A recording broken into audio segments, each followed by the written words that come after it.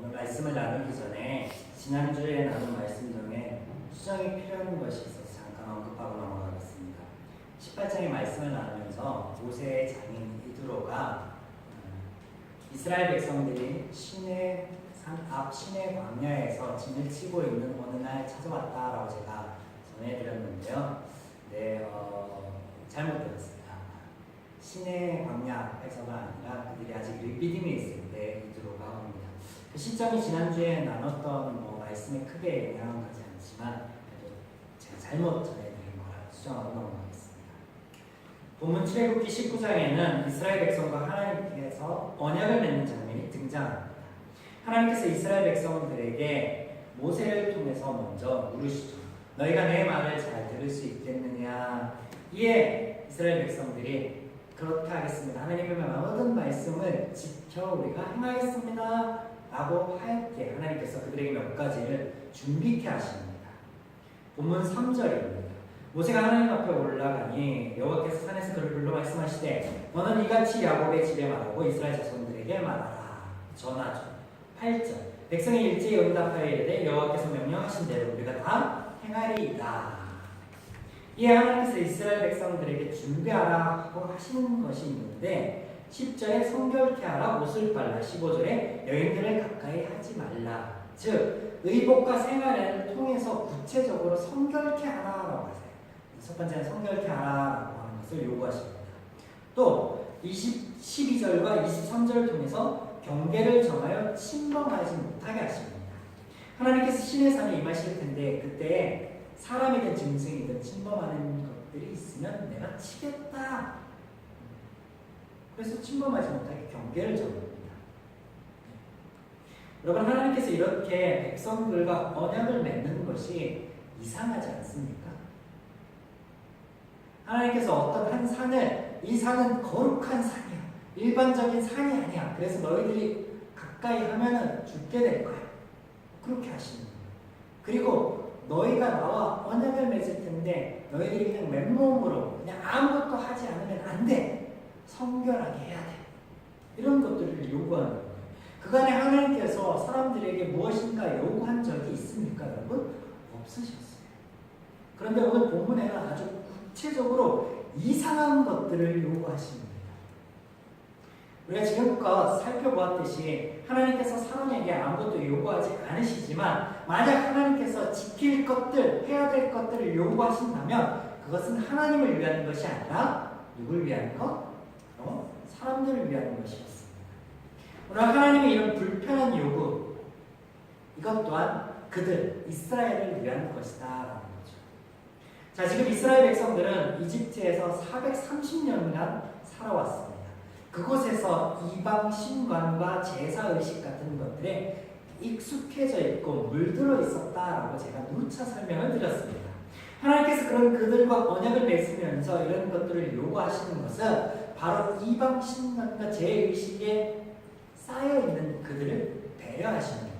그들의 사고 안에서 신과 언약을 맺을 때는 이러이러한 행위들을 해야 되는구나. 또 신이 임재하는 곳은 특별한 곳이기 때문에 이러한 것들이 있어야 돼 라고 하는 그들의 사고 안에서 하나님께서 바로 이러한 것들을 하신다라는 거죠. 본문 16절에서는 마치 이것을 입증하듯 해프닝이 벌어지는데 참 재밌습니다. 보세요. 16절 보면 셋째 날 아침에 우레와 번개와 빽빽한 구름이 산 위에 있고 나팔 소리가 매우 크게 들리니 진중에 있는 모든 백성들이 다 떨더라. 여러분, 이스라엘 백성이 이렇게 하나님의 임재를 자연적인 현상으로 경험하였던 것이 이번이 처음이 아니라는 거죠. 하나님께서는 그들과 늘 함께 하시면서 밤에는 불기둥, 낮엔 구름 기둥으로 함께 하셨죠. 그뿐입니까? 홍해를 가를 때는 동풍을 불어서 강한 바람에 홍해를 쫙 갈라지게 만들고 또 바람을 통해서 메추라기를 몰고 오시는 것을 보여주기도 하시고. 네. 근데 그런 자연 현상 앞에서는 놀라워하지 않다가 왜 이제 놀라워합니까? 왜 이제 산에 구름이 생기니까? 왜 이제서야? 하나님께서는 굳이 이러한 것들로 당신의 권능을 나타내지 않으셔도 됩니다. 그럼에도 불구하고 하나님이 지금 쇼를 하시는 거예요. 근데 이 쇼에 누가? 이스라엘 백성들이 반응한다는 거예요. 재밌지 않습니까? 지금 이스라엘 백성들이 그들의 문화, 그들의 인식 안에서 하나님과 언약을 맺음으로 이 일이 아주 특별하게 그들은 여겨졌다는 거예요. 하나님 그렇게 그들 배려하셨다는 거예요. 이렇게 하나님께서 사람을 위하여 굳이 하지 않으셔도 되는 것들을 하시는 경우가 종종 있는데 몇 가지 예를 들어볼까요? 할례, 아브라함과 맺은 언약의 백성임을 증거하는 증표이죠. 그런데 이것이 신약에 가서는 마음의 할례를 받아라라고 하고 육체적인 할례에 대해서는 그렇게 크게 언급하지 않습니다. 또 이후 20장에 등장하는 10계명의 돌파, 하나님이 직접 쓰셨어요. 하나님이 직접 쓰셔서 주신 거예요. 특별한 거잖아요. 사람들의 인식 안에서는 이거 뭔가 좀 신성한 거잖아요. 그런데 그거 지금 어디 있는지 모릅니다. 그것이 들어있던 성궤, 법궤라고 불려지는 거 어디 있는지 모릅니다. 온데간데 없습니다. 성막과 예루살렘 성전 다 무너지고 없어져 버렸어요. 사람들은 이런 것들에 특별하게 의의를 부여하지만 하나님께서는 그런 것들이 중요하지 않습니다. 하나님께서는 그런 것들 때문에 그런 것들이어야만 역사하는 분이 아니시죠. 그래서 이후에 이스라엘 백성들이 전쟁에 나가면서 하나님께서 직접 쓰신 이 10계명이 들어있는 언약의 궤, 성궤, 이 성막에 들어있는 이 궤를 가지고 전쟁에 막 그것도 들고 나아가요. 마치 그것이 전쟁의 승리를 가져다 주는 어떤 특별한 물건이냐, 그것을 들고 막 나아가요. 우리가 지난 시간 르비딤 전투에서 똑같은 행태를 살펴보았죠. 하나님을 시험해 보겠다라고 한 그들이 하나님께서 가져가라, 하나님께서 그걸 통해서 이적과 기적을 베풀겠다 하신 그 하나님의 지팡이를 산 꼭대기에 가서 하나님이 시킨 것도 아니에요. 그들이 시험하고자 그것을 들을 때 하나님이 그들의 시험을 받으사 승리하게 하시고 그걸 내리니까 밀리게 하시죠.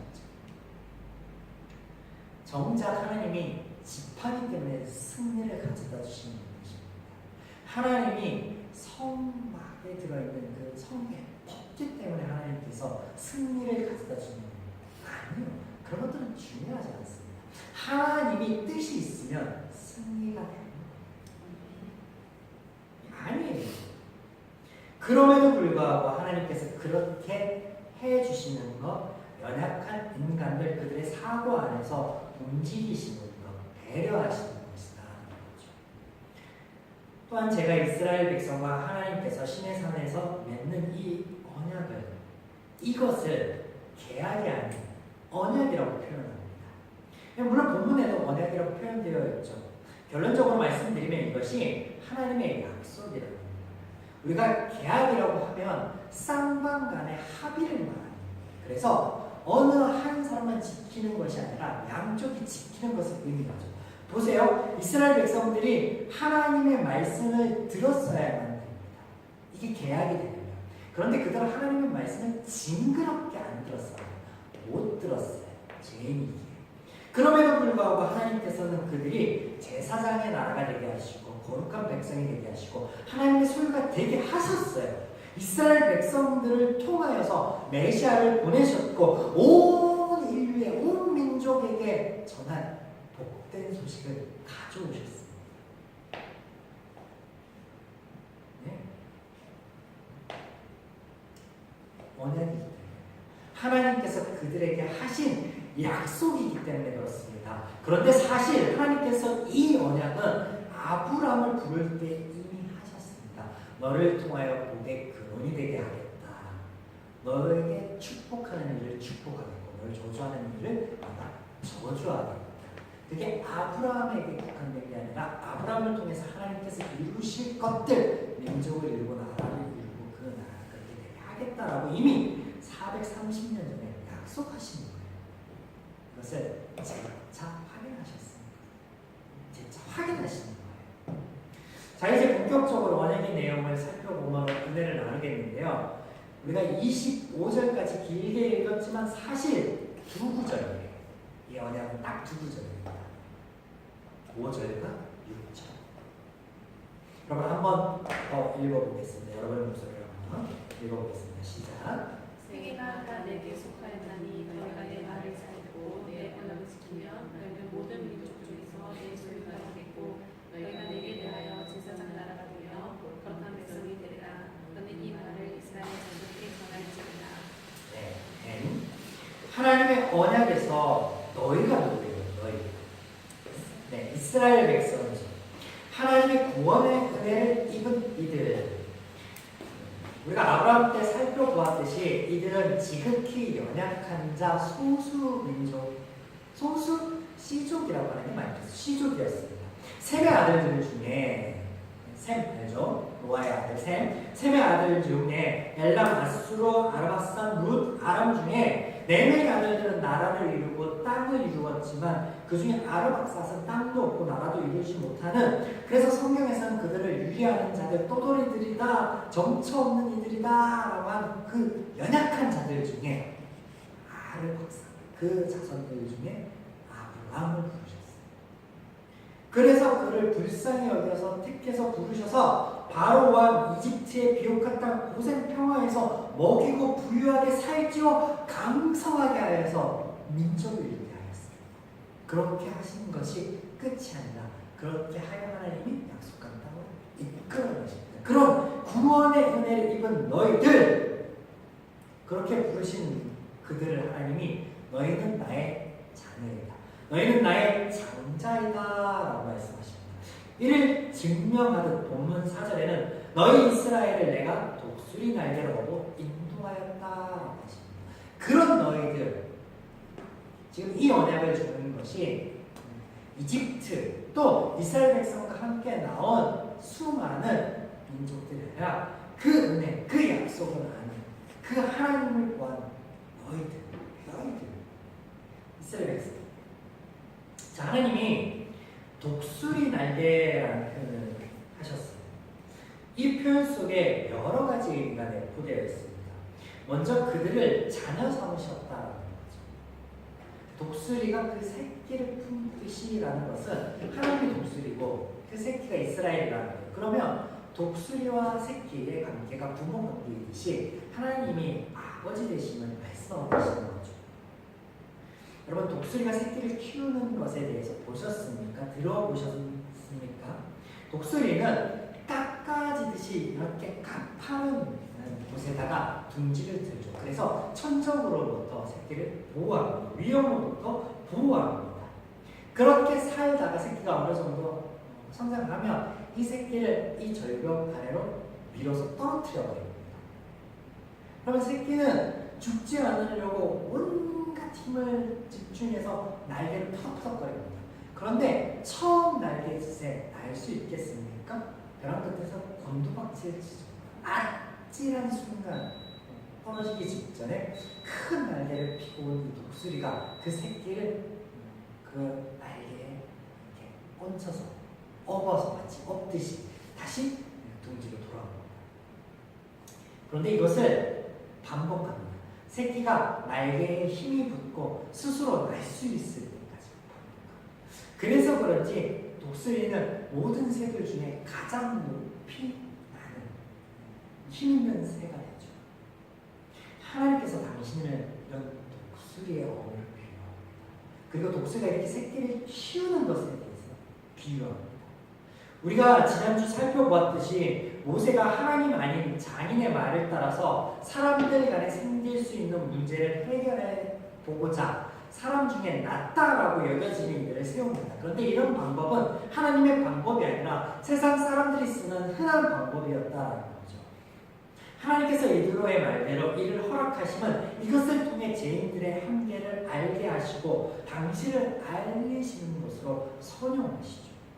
이후에 하나님께서 이스라엘 백성과 언약을 맺으며 그들 이스라엘 편의 계약과 같은 형태를 취하여 상가벌을 주시는데 그들이 지키지 못할 것, 그래서 아픔을 겪게 될 것을 뻔히 알면서도 그렇게 하십니다. 이스라엘 백성들이 모든 민족들이 행하는 그런 방법으로 지도자를 세우는 것, 그것에서부터 오는 한계를 아심에도 불구하고 하나님이 허락하셨던 것과 같이 죄인들이 하나님을 떠나 아픔을 겪을 것 하나님이 아셨습니다. 그럼에도 불구하고 선악과를 주셨고 에덴에서부터 내보내십니다. 그들 스스로 제 문제를 해결하지 못할 것을 아셨죠.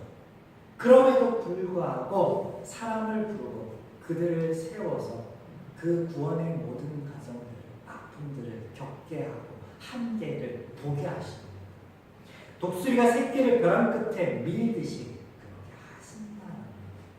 하나님이 그런 하는 구원사예요. 이 말 한마디에 토대가 있습니다. 사실 여기에서는 한마디지만 하나님이 누차 이것을 반복하세요. 어디 가면? 예언서라는 곳에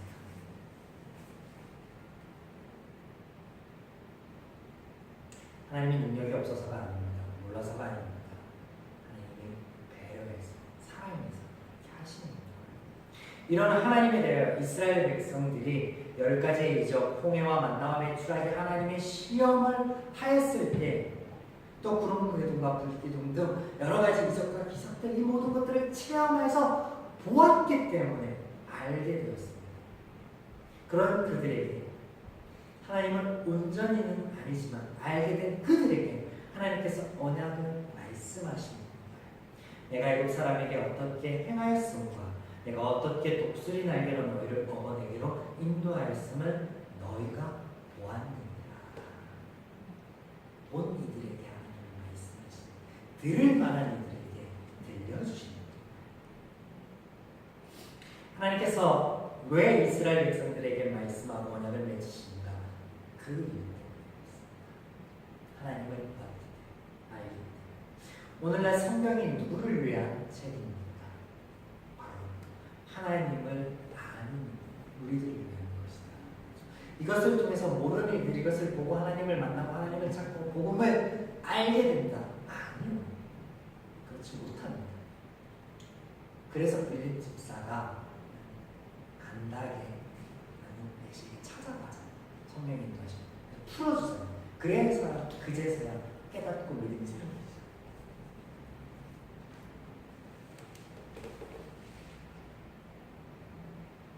하나님의 백성, 성도, 자녀를 위하여 들을 만한 자들에게 들려주십니다. 하나님께서 이렇게 말씀하시는 이유 세 개가 모두 하나님께 속하였지만 그들 모두가 등을 돌렸기 때문에 세 개가 모두 나에게 속하였지만 너희만은 내 말을 듣지 않겠느냐. 그래서 하시는 거예요. 들을 만한 너희들이 들어야 되지 않겠느냐. 여러분 여기에 모든 아픔과 문제가 있습니다. 하나님으로부터 등을 돌린 것, 하나님으로부터 떠난 것. 그래서 사람 사이에 생기는 모든 분쟁과 문제들은 그게 재판으로 인해서 사람들 중에 낫다라고 여기는 이들을 세워서 그것을 완만히 해결하고 해결되는 것이 아니다.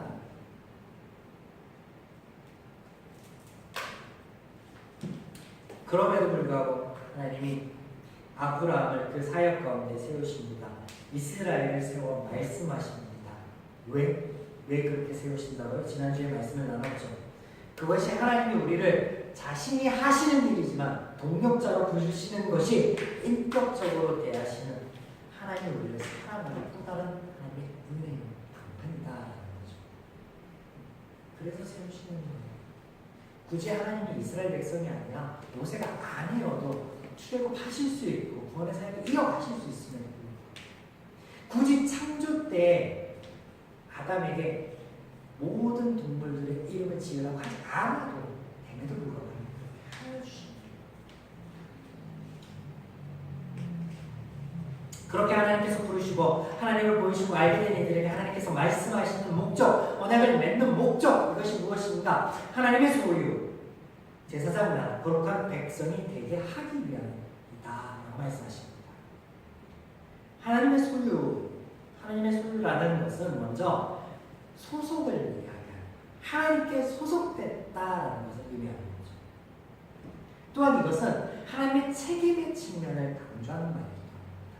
우리가 소명이라는 주제로 출애굽기를 나누면서 출애굽기 말씀을 나누면서 살펴보았죠. 늘 하나님께서는 하나님의 그 부르심에 대해서 책임을 지시는 모습을 보여주십니다.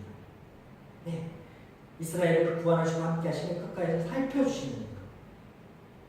그래서 하나님의 소유라는 것, 하나님의 것이다라는 것은 이런 하나님의 책임감, 하나님께서 하시겠다라는 약속이죠. 이것을 하시겠대. 또 두 번째, 제사장 나라. 제사장은 라틴어로 폰티펙스입니다. 폰은 다리를 의미하죠. 그래서 다리를 놓는 사람, 중간 역할을 하는 사람이 제사장입니다. 제사장 나라라고 하는 것은 뭐예요? 다리 놓는 사람들이에요. 그래서 하나님께서 이스라엘에게 뭔가 특별한 민족, 우월한 민족을 만들기 위해서 그들을 부르시는 것이 아니라 하나님을 먼저 보게 되고 알게 된 너희들, 그래서 결국에는 하나님 모르는, 하나님께로부터 등을 돌린 모든 민족들이 하나님을 알게 하겠다, 복을 받게 하겠다, 이 놀라운 하나님의 사역에 초청한 이들이 너희다라는 것을 보여주십니다. 제사장 나라라고 하는 것은 어떤 우월한 민족, 특별한 민족, 지혜로운 민족, 노벨상을 많이 타는 민족을 만들기 위한 그런 하나님의 계획하심이 아니에요. 그런 의미가 아니에요. 하나님 그렇게 하나님 구원자에게 좀 참아여 주지 않겠니?라고 초청하시는 하나님 아는 자들이다. 또 하나님을 알아서 하나님 말씀을 따르겠다고 스스로 고백하는 일이에요. 거룩한 백성. 이것을 한마디로 표현하자면 구별. 그래서 구별되라. 너희들을 구별되게 하겠다. 너희들은 구별됨을 갖추어라. 여러분, 오늘날 한국 교회가 전도가 안 됩니다. 전도가 문제겠습니까? 교회 전체가 욕을 먹고 있습니다. 구별되면 어떻게 해요? 신불신 간에 구별이 없다. 세상 사람들과 똑같이 먹고 마시고 말하고 행동하기 때문에 하나님께서 말씀을 통하여서 너희들은 이렇게 하여라 라고 행복을 구별해 주기 위해서 하신 말씀이에요. 우리가 하나님 안에서, 하나님 말씀 안에서 그 행복을 구별해 나아가면 그것 자체가 구별인데 그것조차도 하지 못하였다.